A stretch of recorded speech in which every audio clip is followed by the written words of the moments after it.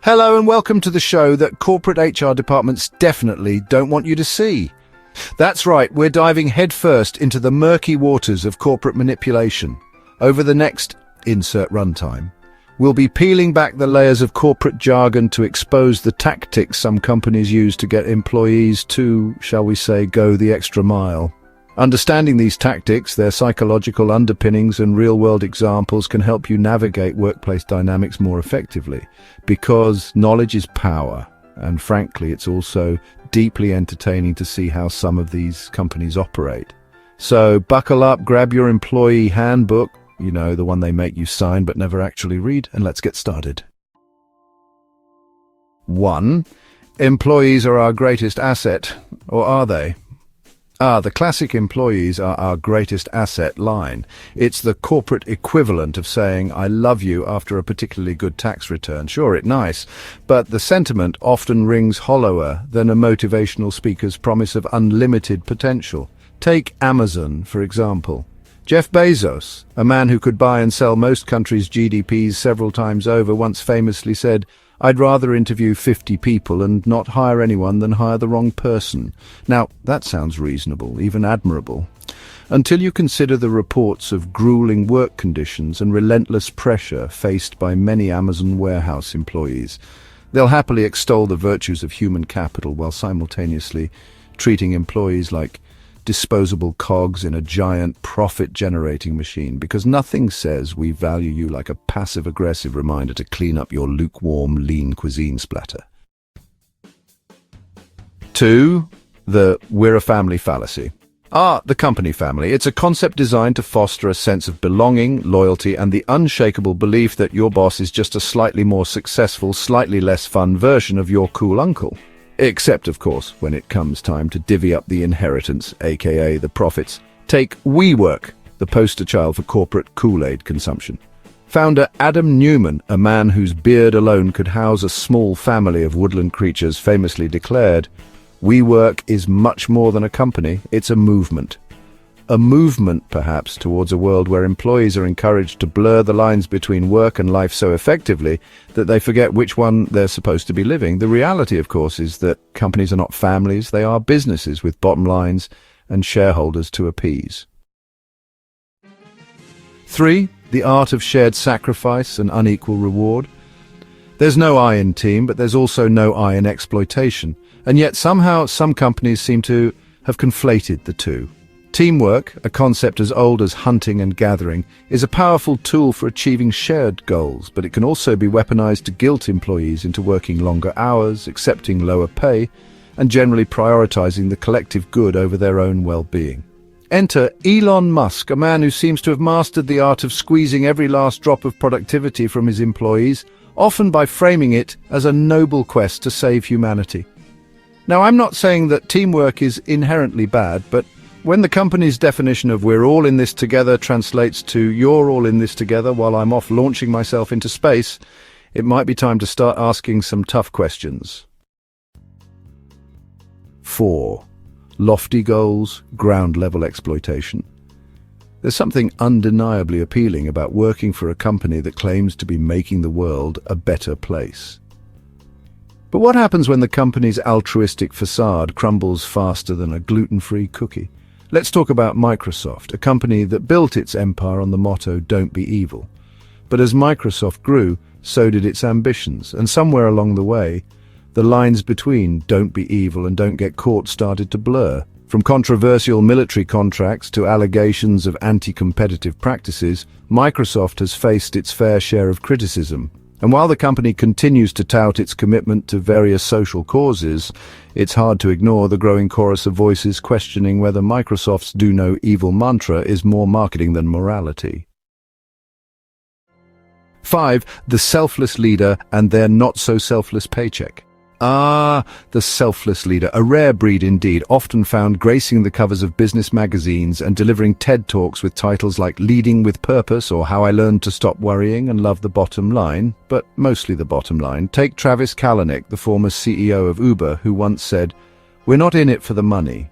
We're in it to make a difference." A noble sentiment, to be sure, especially coming from a man who reportedly amassed a net worth in the billions.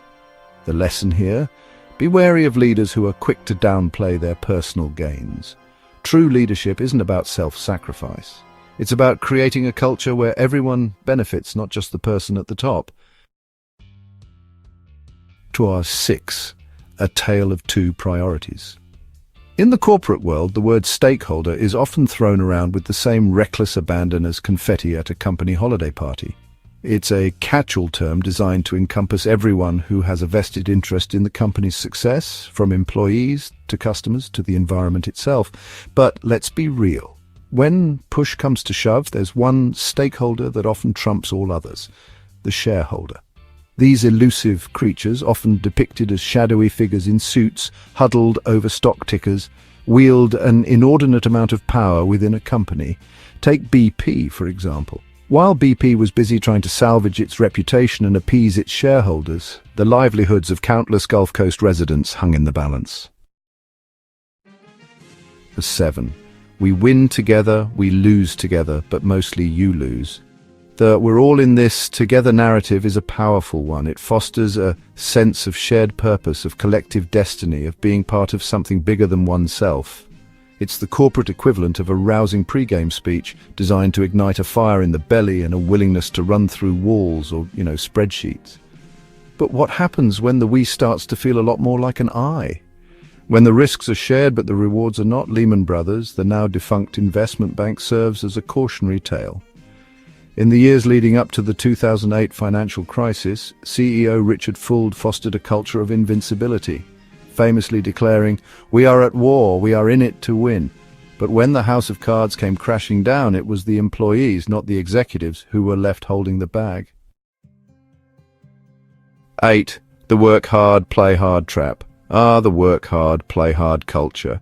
A siren song for the ambitious, the driven, the perpetually sleep-deprived. It's a world where late nights at the office are rewarded with company-sponsored happy hours, where ping-pong tables and beer fridges are seen as essential office amenities, and where the line between work and life is as blurry as your vision after a 3-day Red Bull bender. But at what cost?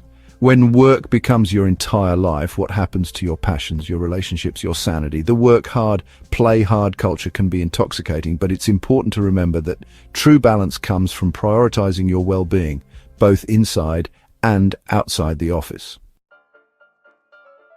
9. Driven by values.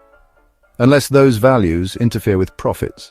In today's hyper-competitive job market, companies are falling all over themselves to attract top talent. And what better way to lure in those bright-eyed, bushy-tailed graduates than by draping themselves in a cloak of corporate social responsibility? Nike, a company synonymous with athletic achievement and pushing boundaries, has long touted its commitment to social justice and equality. A powerful message, to be sure, but one that's been somewhat undermined by allegations of sweatshop labor and exploitative practices within its supply chain. The lesson here: don't be afraid to look beyond the carefully crafted marketing campaigns and the glossy corporate websites. True commitment to values runs deeper than a mission statement. 10. The illusion of impact and the reality of burnout. We all crave a sense of purpose, a feeling that our work matters, and companies know this. They exploit this very human desire by framing even the most mundane tasks as being part of something bigger, something world-changing, something, dare I say, legacy-defining. But the pursuit of making a dent in the universe can come at a cost. The pursuit of impact can quickly morph into an endless treadmill of achievement, leaving you feeling burnt out, unfulfilled, and wondering if that shiny new gadget was really worth sacrificing your sanity for. So, there you have it, folks. 10 tactics corporations may use to manipulate employees, served up with a side of cynicism and a healthy dose of dark humor. Understanding these tactics equips you with the tools to critically assess your workplace environment. It allows you to ask tough questions, set boundaries, and prioritize your own well-being without falling prey to the seductive allure of corporate Kool-Aid. While not all companies employ manipulative practices, awareness can help you advocate for fair treatment and maintain a healthy work-life balance. Remember, you are more than just a cog in the machine. You are a human being with hopes, dreams, and a limited supply of emotional bandwidth. Thanks for watching, and don't forget to like, share, and subscribe for more insightful content.